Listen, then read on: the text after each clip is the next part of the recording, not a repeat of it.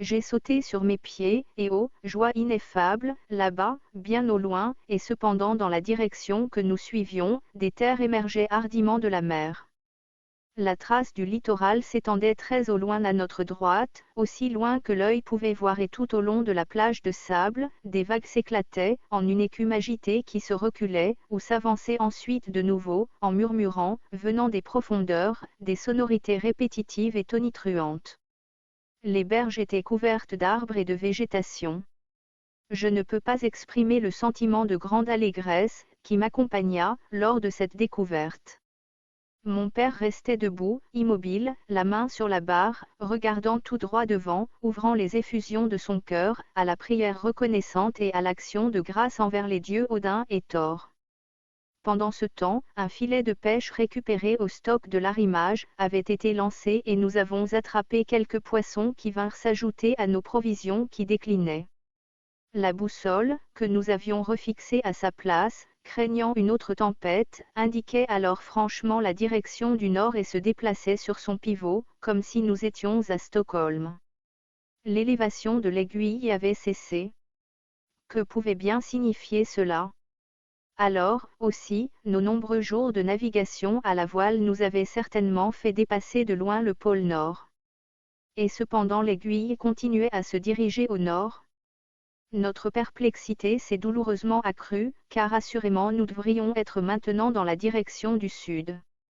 Peary dans son premier voyage, dit, en atteignant l'île de Sir Biam Martin, la plus proche île de Melville Island, la latitude du lieu d'observation était 75°09' 23 secondes et la longitude 103°44' 37 secondes, le plongeon de l'aiguille magnétique de 88°25' 58 secondes ouest, dans la longitude de 91°48', où les dernières observations sur le rivage avaient été faites, à 165°50' 09 secondes est, à leur station présente, si bien que nous avons, en naviguant dans l'espace inclus entre ces deux méridiens, traversé immédiatement le pôle magnétique et nous avons sans aucun doute traversé un de ces endroits sur le globe où l'aiguille vire de 180 degrés, ou autrement dit, où le pôle s'inverse vers le sud. Nous avons navigué pendant 3 jours le long du littoral, et ensuite nous sommes arrivés à l'entrée d'un fjord ou d'une rivière de taille immense. Cela ressemblait plutôt à une grande baie et là nous avons manœuvré notre embarcation, en suivant légèrement la direction nord-est-sud. Aidés par un vent tourmenté soufflant pendant 12 heures sur 24, nous avons continué à avancer intérieurement dans cette voie, qui s'est après avérée être une rivière puissante et que, nous l'avons appris ultérieurement, les habitants appellent Ide de Kell. Nous avons continué notre voyage pendant 10 jours ensuite et avons constaté que nous avions heureusement pénétré à l'intérieur jusqu'au lieu où les marées océaniques n'ont plus d'effet sur l'eau, qui était devenue douce. La découverte n'est pas venue aussitôt, et s'est produite quand notre dernier tonneau d'eau s'est presque épuisé. Nous n'avons pas perdu de temps pour remplir nos tonneaux et nous avons continué à remonter la rivière plus avant quand le vent s'avérait favorable. Le long des berges, on pourrait voir de grandes forêts s'étirant sur plusieurs milles de longueur sur le littoral. Les arbres avaient d'énormes tailles. Nous avons accosté et après avoir jeté l'ancre près d'une plage de sable, nous avons regagné la rive à pied et avons trouvé une quantité de noix, très agréable au palais et pouvant satisfaire notre faim et apportant un changement bienvenu dans la monotonie de notre alimentation. On était autour du 1er septembre, plus de 5 mois, après avoir fait nos adieux à Stockholm, c'est ce que nous avons calculé. Subitement nous eûmes, une peur bleue, en entendant dans le lointain le chant de certaines personnes. Tout de suite après nous avons aperçu un énorme bateau qui descendait la rivière, droit dans notre direction. Ceux qui chantaient à bord formaient un chœur puissant dont l'écho se répercutait d'une berge à l'autre de la rivière comme 1000 voix, remplissant l'univers entier d'une vibrante mélodie. La musique d'accompagnement était exécutée sur des instruments à cordes qui ressemblaient assez à nos harpes. Nous n'avions jamais vu un si grand bateau, et si différent en matière de construction.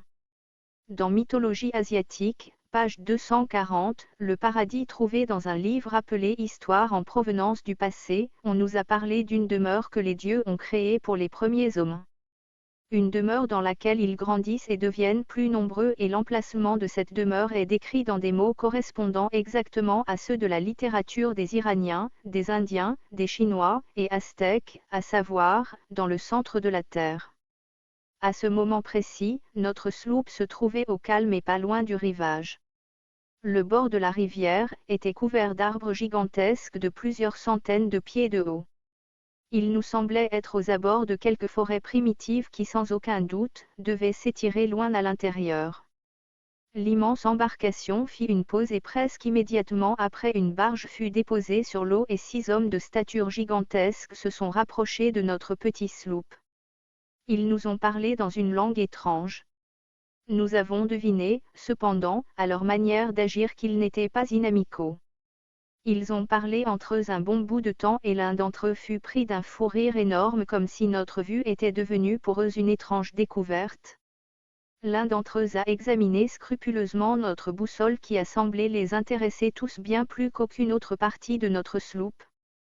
Finalement, le chef fit un signe comme s'il voulait nous demander si nous désirions abandonner notre sloop pour nous rendre à bord de leur bateau. « Qu'est-ce qu'il te dit, mon fils ?» a demandé mon père. « Ils ne peuvent pas faire mieux désormais que de nous tuer. » « Ils semblent avoir de bonnes intentions, ai-je répondu, mais quel géant épouvantable. Ces 6 géants doivent être l'élite du régiment de première classe du royaume, regarde juste leur grande taille. Nous pouvons aussi bien y aller volontairement, plutôt que pris par la force, a dit mon père, souriant, car ils sont certainement capables de nous capturer. Sur ce, il a indiqué par des signes que nous étions prêts à les accompagner. En quelques minutes, nous étions à bord du bateau et la demi-heure plus tard notre petit sloop avait été soulevé physiquement de l'eau par une sorte étrange appareillage avec crochets et treuillés à bord comme une curiosité. Il y avait plusieurs centaines de gens à bord de ce qui, pour nous, était ce gigantesque bateau, qui, nous l'avons découvert, s'appelait le Naz, mot signifiant, comme nous l'avons appris après, le plaisir, ou pour donner une interprétation plus appropriée, le bateau de l'excursion du plaisir. Si mon père et moi avons été curieusement observés par les occupants du bateau, cette race étrange de géants nous a aussi offert une égale source d'étonnement. Il n'y avait pas un seul homme à bord qui n'aurait pas mesuré pleinement 12 pieds, 3,67 m, de hauteur. Ils portaient tous de pleines barbes, pas particulièrement longues, mais apparemment coupées très court. Ils avaient des visages doux et beaux, extrêmement honnêtes, avec un teint rougeâtre. Les cheveux et la barbe de certains étaient noirs, et d'autres d'un blond roux et encore d'autres étaient jaunes. Le capitaine, ainsi que nous avons désigné, le dignitaire qui commandait le grand navire, dépassait aisément d'une tête n'importe quel de ses compagnons. Les femmes mesuraient en moyenne, de 10 à 11 pieds de hauteur. Leurs traits étaient particulièrement réguliers et raffinés, tandis que leur aspect présentait un teint des plus délicats, rehaussé par la marque d'une santé resplendissante. Selon toutes les sources acquises, qui se focalisent sur l'ère de l'apparition de l'homme ici-bas, celle-ci proviendrait du continent perdu du Miocène, qui entourait alors le pôle arctique. Que dans ce véritable Éden original, certaines des premières générations d'hommes sont parvenues à une stature et à une longévité inégalées dans aucun pays connu de l'histoire post-diluvienne, ce qui ne peut en aucun cas scientifiquement être nié. Écrit par W.M.F. Warren, dans le livre Paradis trouvé, page 284. Les hommes et des femmes, ensemble, semblaient posséder cette aisance particulière dans leur manière que nous considérons comme un signe de bonne éducation et, malgré leur stature géante, il n'y avait rien chez eux qui pouvait suggérer la gaucherie. Alors que j'étais garçon dans ma 19e année, j'ai été, sans aucun doute, considéré comme un vrai homme-pouce. Les 6,3 pieds, 1,92 m, de mon père ne plaçaient pas sa tête au-dessus de la ceinture de ses gens. Chacun d'eux semblait rivaliser avec son confrère de courtoisie et de gentillesse à notre égard, mais tous riaient chaleureusement, je m'en souviens, quand ils ont dû improviser des chaises pour mon père et moi-même pour nous asseoir à table. Ils étaient richement vêtus chacun, d'un propre costume particulier, et très séduisant. Les hommes étaient habillés dans des tuniques élégamment brodées de soie et de satin et ceintes à la taille. Ils portaient une culotte qui finissait aux genoux et des bas d'une texture raffinée, tandis que leurs pieds étaient chaussés de sandales ornées de boucles d'or. Nous avons rapidement découvert que l'or leur était connu comme l'un des métaux les plus communs et qu'il était employé largement dans la décoration. Aussi étrange que cela puisse être, ni mon père ni moi-même n'avons eu la moindre inquiétude pour notre sécurité. Nous sommes arrivés aux confins de notre propre connaissance, m'a dit mon père. C'est la finalité à laquelle nous convie la tradition que m'a inculquée mon père et le père de mon père et toujours en arrière en remontant de nombreuses générations de notre peuple. C'est, assurément, la terre au-delà du vent du Nord. Nous avons fait une si bonne impression sur la communauté, que l'on nous a confié à la charge d'un des hommes, Jules Galdéa et à sa femme, pour qu'ils puissent nous apprendre leur langue, et nous, de notre part, étions aussi avides de recevoir leur instruction. Sur l'ordre du capitaine, le navire s'est mis finalement en route et a commencé à remonter le cours de la rivière. La machinerie, bien que silencieuse, était très puissante. Les berges et des arbres de chaque côté défilaient précipitamment. La vitesse du bateau, parfois, surpassait celle de n'importe quel train de chemin de fer sur lequel j'aurais pu monter, même ici en Amérique. C'était merveilleux. Pendant ce temps nous avons perdu de vue les rayons du soleil, mais nous avons trouvé une émanation intérieure provenant du soleil morne rouge qui avait déjà attiré notre attention, rayonnait maintenant une lumière blanche apparemment issue d'un amas de nuages loin devant nous. Il diffusait une lumière plus intense, je dois l'avouer, que deux pleines lunes dans la nuit la plus claire. Dans 12 heures ce nuage de blancheur allait disparaître de la vue, comme s'il s'était éclipsé et les 12 heures suivantes allaient correspondre à notre nuit. Nous avons appris assez tôt que ces gens étranges étaient les adorateurs de ce grand nuage de nuit. Il était le dieu qui fume du monde intérieur.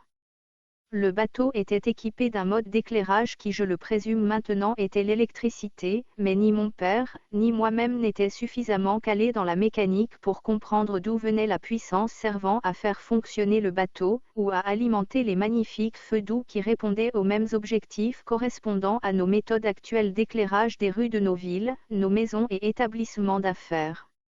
Je dois rappeler que l'époque où j'écrivais correspondait à l'automne de 1829 et que sur la surface extérieure de la Terre nous ne connaissions rien alors, pour ainsi dire, sur l'électricité. L'air surchargé d'électricité était un constant revitaliseur. Je ne me suis jamais senti mieux dans ma vie que pendant les 2 ans où mon père et moi avons séjourné à l'intérieur de la Terre. Résumons la suite des événements. Le bateau sur lequel nous naviguions est arrivé à un port, 2 jours après que nous ayons été pris à son bord.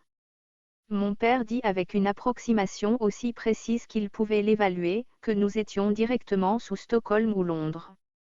La ville que nous avions atteinte était appelée Géu, signifiant une ville formant un port de mer. Les maisons étaient grandes et magnifiquement construites et avaient en apparence une parfaite uniformité. L'occupation principale des gens a semblé être l'agriculture, les versants des collines étaient couverts de vignobles, tandis que les vallées étaient consacrées à la croissance de grains. Je n'ai jamais vu un tel étalage d'or, il y en avait partout. Les revêtements des portes en étaient incrustés et les tables plaquées de protection d'or. Les dômes des bâtiments publics étaient d'or. Il était employé très généreusement dans la finition des grands temples de musique. La végétation poussait avec une prodigieuse exubérance et des fruits de toutes les sortes avaient une saveur des plus délicates. Les grappes de raisins de 4 et 5 pieds de longueur, chaque raisin aussi gros qu'une orange et des pommes plus grandes que la tête d'un homme caractérisaient la merveilleuse croissance de toutes les choses à l'intérieur de la terre. Les grands arbres d'acajou de la Californie seraient considérés comme de simples sous-bois comparés aux arbres géants des forêts s'étendant sur des milles et des milles dans toutes les directions. Tout au long des contreforts des montagnes, en divers lieux, nous avons vu des troupeaux énormes de bétail pendant le dernier jour de notre voyage sur la rivière. Nous avons beaucoup entendu parler d'une ville appelée Éden, mais on nous a gardés à Géu pendant une année entière. Vers la fin de ce temps-là nous avions appris à parler assez bien la langue de cet étrange peuple. Nos instructeurs, Jules Galdéa et sa femme, firent preuve d'une patience qui fut vraiment louable. Un jour un représentant du dirigeant de l'Éden est venu pour nous voir et pendant 2 jours entiers, mon père et moi-même, on subit l'épreuve d'une série de questions étonnantes. Ils ont voulu savoir d'où nous venions, quelle sorte de gens y demeuraient, quel Dieu nous adorions, nos croyances religieuses, le mode de vie de notre terre étrange et 1000 autres choses. La boussole que nous avions apportée avec nous avait reçu de leur part une particulière attention. Mon père et moi avons fait des remarques entre nous sur le fait que la boussole montrait toujours le nord, bien que nous sachions maintenant que nous avions navigué sur la courbure ou le bord de l'ouverture de la Terre et que nous étions loin vers sud sur la surface intérieure de la croûte terrestre, qui selon l'estimation de mon père et la mienne, devait être environ de 300 milles d'épaisseur, voisin de 556 km en milles marins, de l'intérieur à la surface extérieure. Comparativement,